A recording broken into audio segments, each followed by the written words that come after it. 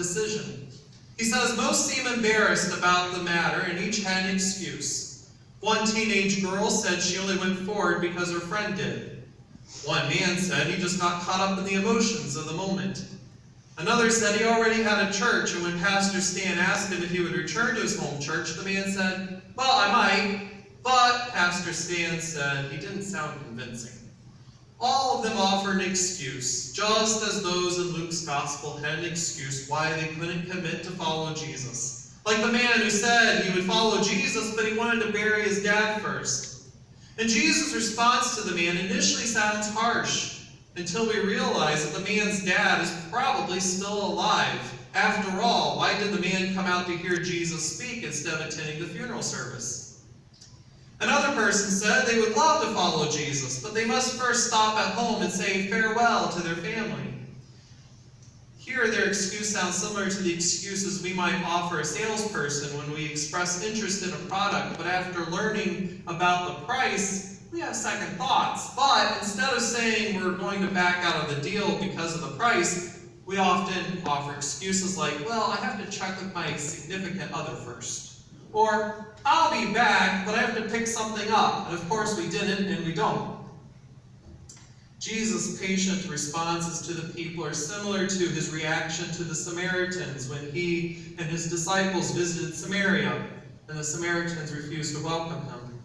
Though the disciples angrily expressed their desire for Jesus to call an airstrike attack to take out the Samaritans, Jesus explained to his disciples that they must learn to respond to rejection and persecution with patience and with grace. Thankfully, Jesus was aware that even his followers who committed their lives and followed him around Galilee sometimes will make excuses later and refuse to follow him into places that are overwhelming, unknown, and frightening. For example, Paul would deny Jesus 3 times, fearful that admitting that he even knew Jesus would lead to his execution with Jesus. Thankfully, Jesus offered grace to strangers, and he offers grace to us as he teaches us to offer grace to one another. Jesus also taught his followers should continue doing good works regardless of the outcome, just as he displayed in an earlier chapter of Luke when he was banned from a village. This incident took place in chapter 8. Jesus had crossed the Sea of Galilee to the small Roman village of Grosse, and was immediately confronted by a naked, demon-possessed man who fell at his feet, longing to be healed. The man was violently unpredictable and constantly disrupted the lives of the villagers. Luke says that on numerous occasions the villagers attempted to restrain the man with chains and shackles, but he was able to overpower them. Unable to restrain the man, the villagers managed to push the man to the edge of society and forced him to live in a cemetery. Though they had not solved their problem, they were able to brush him far enough to the sidelines of society to create a type of relative peace for themselves. Now, Jesus, looking at the man at his feet, addressed the demon within the man, asking for its name. And the man responded, Legion, which is an intriguing name, because it suggests the man was filled with more demons than one could count. And it also holds a theological significance, connecting the supernatural dynamic powers with forces of evil which originate in the human world. According to the historian Josephus, in 66 AD, the Roman military brutalized the people of Grosse by sending a legion of soldiers, which consists of about 5,000 men, to take control of the village. According to Josephus, that control meant utterly destroying the village. It's important to note that Luke was written in around 70 AD, so for Luke's early readers, they would have been very familiar with this event and would have associated the demon's name with both demonic possession and brutal military oppression. Thus, Jesus' ability to heal the man revealed that he not only had power over demons, he also has power over the empires of the world. Returning to the events in chapter 8 as we have them, after the villagers discovered the man was healed, instead of being delighted at the man's good fortune and being impressed by Jesus' great power, the people kicked Jesus out of their village. Even though they suffered for years from the violent outbursts of the ill man, and though they barely understood the driving forces of the man's actions, the residents recognized that Jesus represented something even greater, something they wouldn't have control of. And Jesus' presence represented a type of commitment that they were afraid they couldn't fulfill. Instead of receiving the freedom of God through Jesus, they chose to remain oppressed. And as one author observed about this passage, the villagers preferred the terror of the known over the terror of the unknown, which Jesus represented.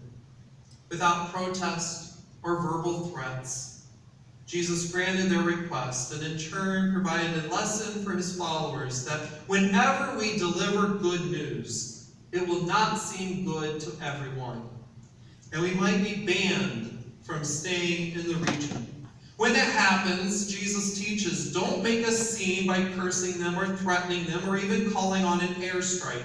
Instead, simply shake the dust off your feet and go to the next place to deliver the good news message and to provide healing to anyone who will receive it.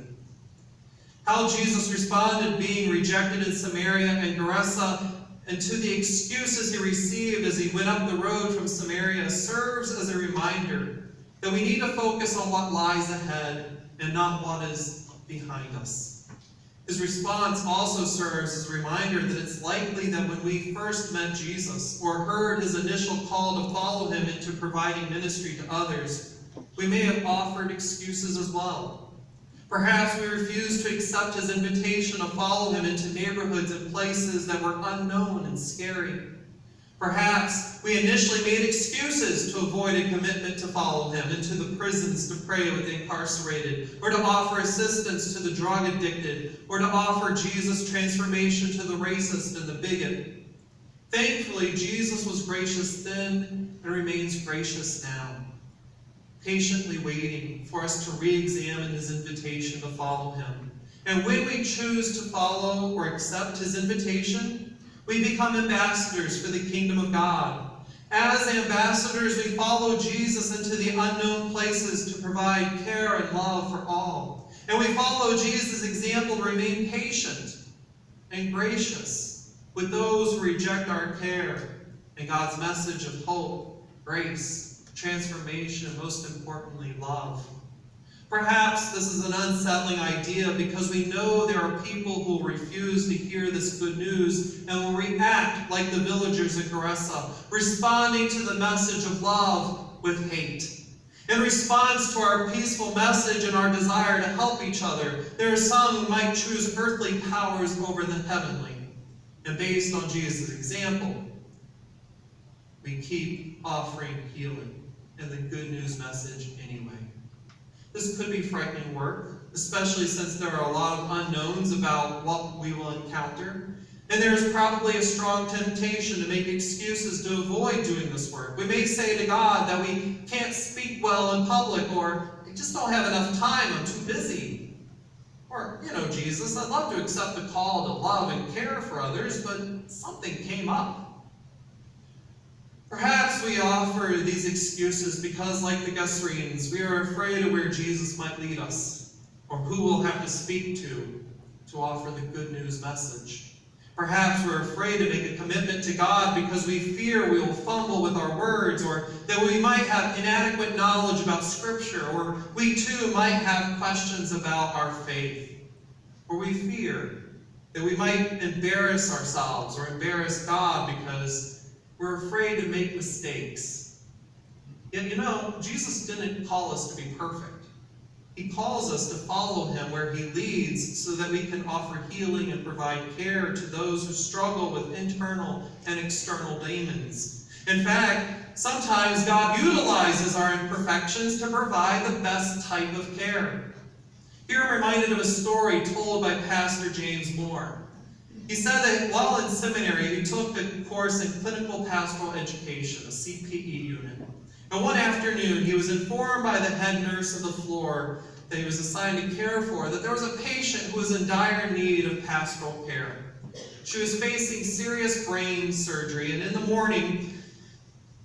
she was having that in the morning, and the nurse was concerned. because the patient had poor physical abilities while also having a sour self-pity spirit. Her chances of survival did not look good. James believed he was not qualified to speak to someone about life and death issues, so he attempted to make excuses to visit her. But then he realized he'd accepted Jesus' call and he had signed up for the CPE program. So he reluctantly visited her with the plan that he would just let her do all the talking while he would serve as a soundboard for her to express her fears and her anxieties. Unfortunately, his plan was ruined when he discovered that the patient was not allowed to speak. So the young seminarian student panicked, and as he attempted to bumble his way through an introduction of himself, he accidentally banged the door into the wall with a loud crash. Startled, he ended up kicking the bed of the poor woman.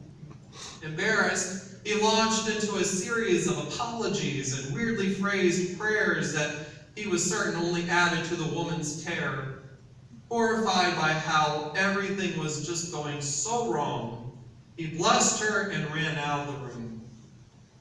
Anxious that he had failed God, he made excuses why he couldn't follow up with the patient.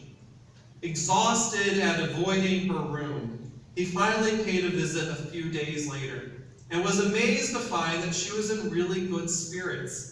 Even more incredibly, he says, she was praising him and crediting him with practically saving her life. He responded, "I don't understand. I felt so terrible. I was ashamed. I did everything wrong." "That's just it," she said. "I felt so sorry for you." It was the first time I had felt anything but self-pity for months. That little spark of compassion ignited in me the will to live, and the doctors tell me it made all the difference. Though imperfect, Pastor Moore was able to reflect God's love and provide an escape for someone who was giving up. This is the amazing part about accepting Jesus' invitation to follow him. We will see lives transformed. We will see God's activity in the world, all because we accepted Jesus' invitation to follow him into the unknown. For those of us who may have refused to accept Jesus' invitation to commit our lives to him in the past, or we offered excuses to avoid following him, this is a good time to reconsider. Today is an opportunity that we can review our commitment to Christ and choose this time around to follow him into the unknown, so that we can proclaim the good news of Jesus and tell of his grace. We can accept the call and the challenge to be ambassadors for the kingdom of God, unafraid, knowing that we're equipped with just the right stuff so we can say and do those things that honor God. At this time, I invite you to stand as you're able as we sing from the New Century